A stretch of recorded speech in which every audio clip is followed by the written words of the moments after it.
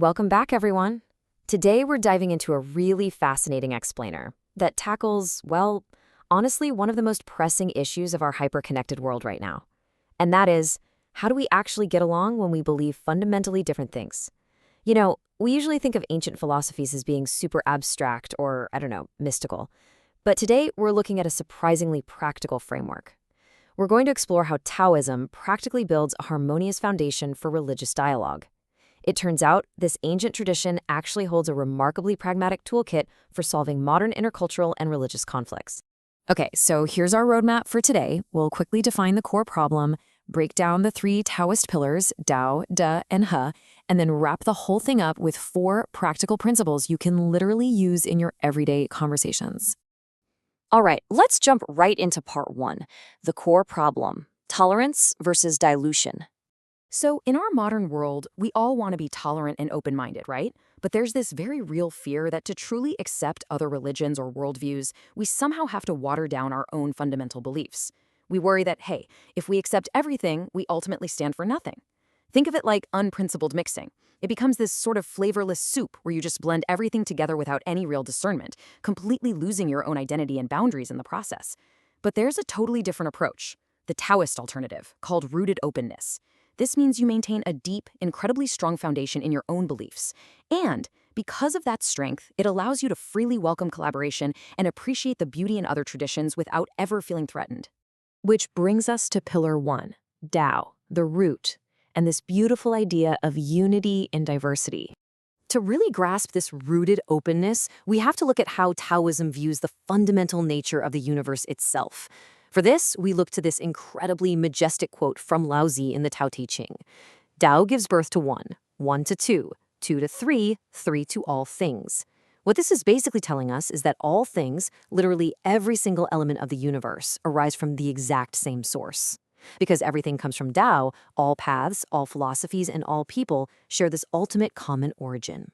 And because Tao is entirely non-exclusive, it has no form, it doesn't monopolize, it doesn't try to dominate, it can contain everything.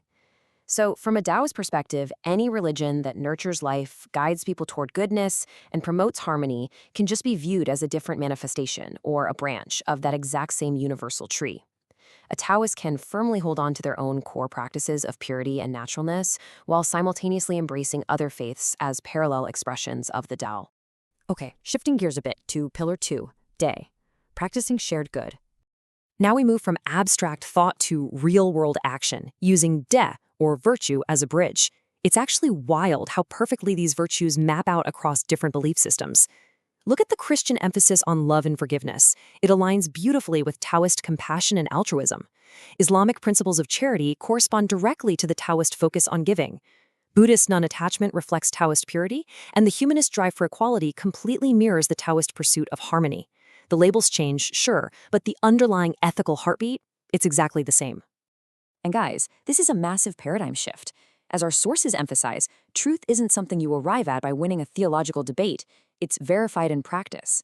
By using D as a bridge, followers of completely different faiths can immediately start working together on shared goals, like environmental protection, poverty relief, or community service.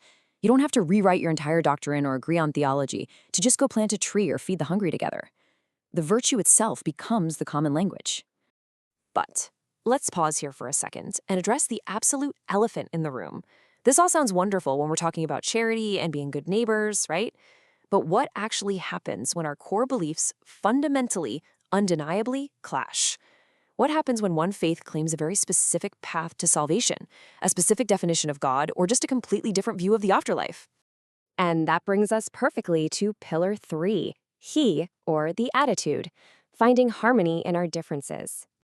To navigate those seemingly unresolvable theological clashes, we need a very specific mental attitude. The wisdom here is profound, captured beautifully by Laozi. It is because the sage does not contend, that no one in the world can contend with him. Taoism recognizes that there are ultimate differences between religions regarding the soul, salvation, all of it. But rather than trying to force a false consensus or, argue someone into submission, the focus shifts. The goal isn't who can change who, but rather how can we coexist and prosper together? So the crucial point here is starting with the common good.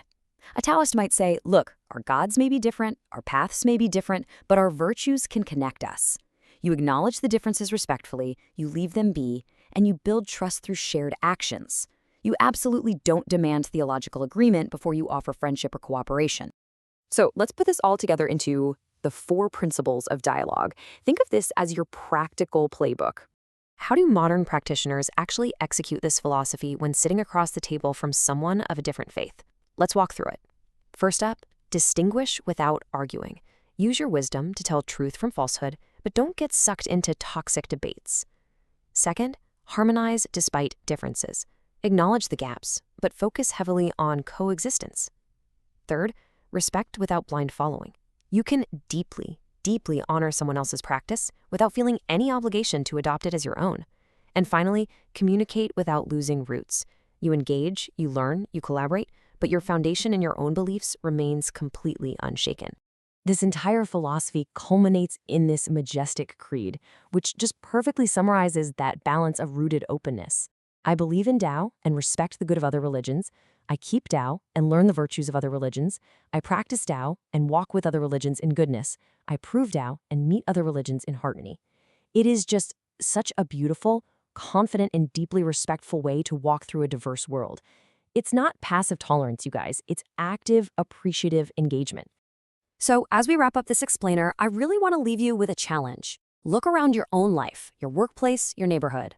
You don't have to agree with everyone's fundamental worldview to do good alongside them. How can you apply de jour, that concept of shared virtue, to build bridges in your own diverse community today? Where can you step right over a philosophical debate and just focus on a shared positive action? Thank you so much for joining me to explore this incredible topic. Keep learning, keep building those bridges, and I'll see you in the next explainer.